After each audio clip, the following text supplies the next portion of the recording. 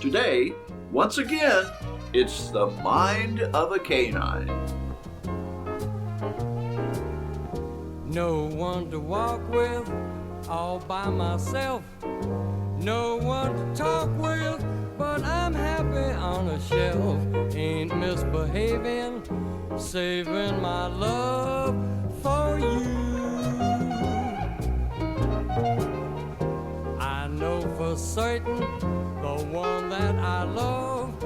I'm through with flirting, it's just you I'm thinking of. Ain't misbehaving, saving my love for you.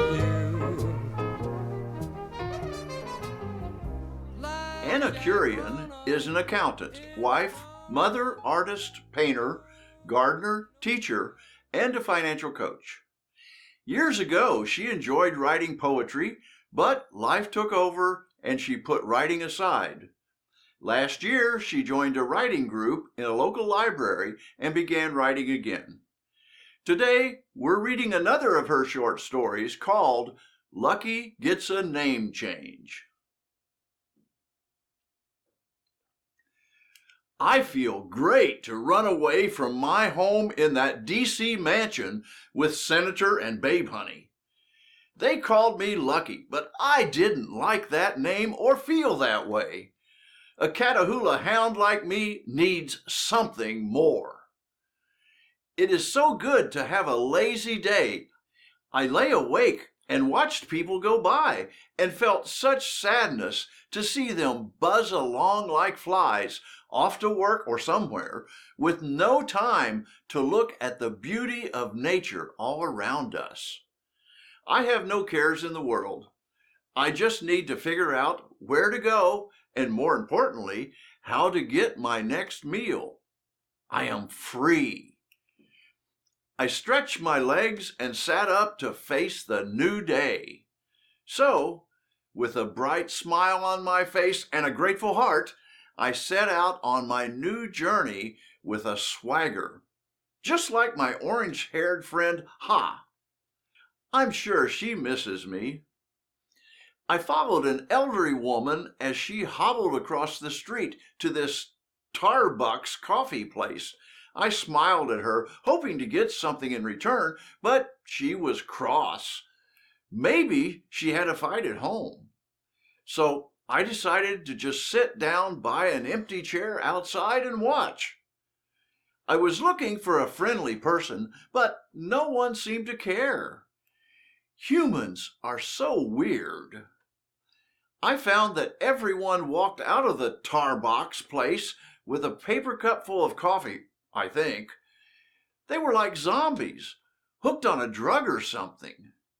They all looked the same, a phone in a hand, a cup of coffee or something in the other, and a little white things out of their ears, like puppets attached on an imaginary string, talking dazed. Unaware of anyone around them seems crazy to me. Many did not even see me. Some of the little kids would stop to befriend me, but they were always told to stay away from me and turned away by their parents. I bet they'd never set eyes on such a handsome pup before. Little kids seem nice. I might like them.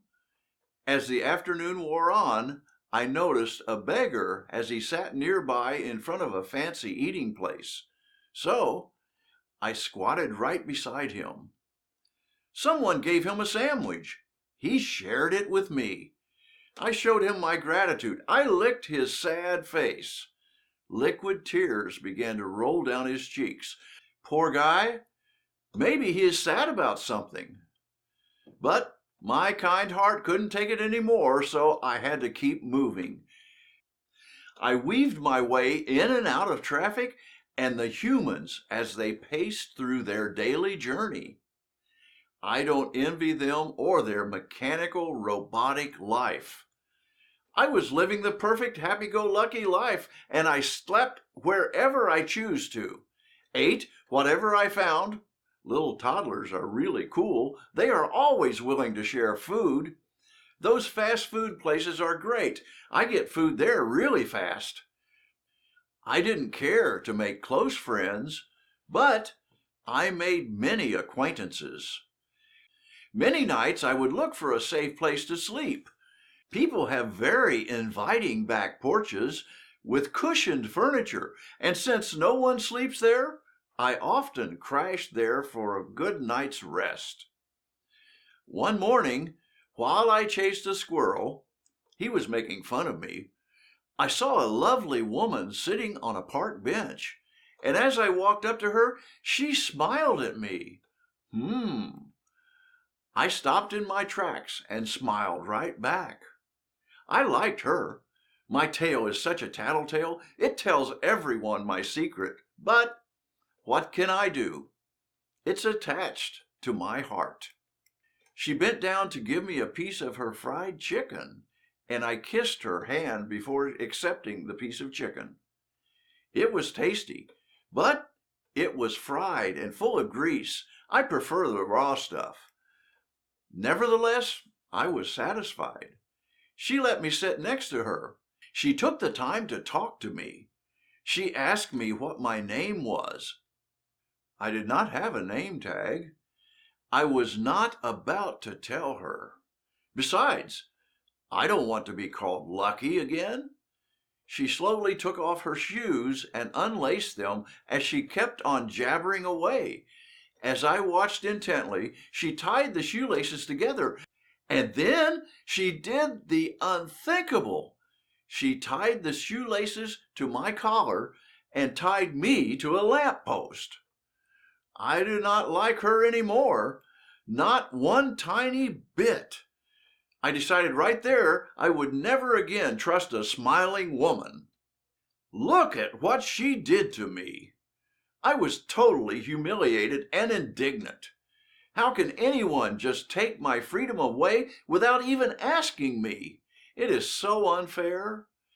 She got up from her perch on the bench, made a pretty face. I didn't think she was pretty anymore, and walked away as she started talking to her phone. I realized that I missed my friend Ha. I think of her often. In fact, I hope I can meet her again one day. She was sweet and so kind to me. She would never have done such a thing. People walked by and stared at me. I felt so stupid. I sat there and pretended there was nothing wrong. So humiliating. How would she like it if someone tied her up to a lamppost? I couldn't even untie myself. I tried to when no one was around, but it hurt. A short while later, a man came by in a van. It had a sign, Human Society of Arlington, Virginia. He was really kind. After untying that dreadful thing from my neck, he gave me a drink and treats. Chopped liver. I love chopped liver. I followed this nice man into the van, and we drove off. I even had a seatbelt, just like the humans. I found out that his name was Bud. At the Human Society, I had hoped to see humans, but I noticed that instead there were many sad-looking pups and dogs in cages. As I walked in, they all jumped up and down to greet me. I felt so important. Maybe I was the new president or something. There were a few cats too, but they did not seem to care to welcome me. How strange. They never wag their tails except if they're angry. Thankfully, Bud did not imprison me in a cage. He let me sit by his desk. He was the manager. I put on my most charming self and did everything to please him. But the nights were really lonely. There was just the night watchman. I slept on a cushion in the office all by myself. It was not fun at all. Many of the pups cried at night. They must have missed their moms or their friends. I stayed up many a night figuring a new plan to escape. Days went by and people came and went. Some of the dogs and cats left with some of the humans. I wonder what was going on. Looked shady to me. I did not like the goings-on. I hid in the manager's office near the closet so that no one would pay attention to me. Besides, everyone in the office loved me and shared their food with me. They were my pet humans, and I was the office mascot. Fun! Bud always talked about my Harley. I thought it was nice that he talked so sweetly and fondly of his wife. One day, I decided to meet her, and I ran out the front door as Bud pulled up. His Harley wasn't his wife. It was his motorbike. And it roared with happiness until he got off and walked in the door. One October morning, Bud was planning to leave early. He was going to be in a rally. So I snuck out behind him into a little sidecar attached to Harley. I snuck there and hid. I wanted to see the rally. No one missed me. It was quite cozy in the sidecar. Then I heard the loudest sound ever. Thunder. No, it was Bud. He was kicking Harley, and the thing roared, scared me half to death. Thought I would go deaf. I had no choice but to shrink into myself and hold on for dear life. I crouched in the sidecar as Bud took off.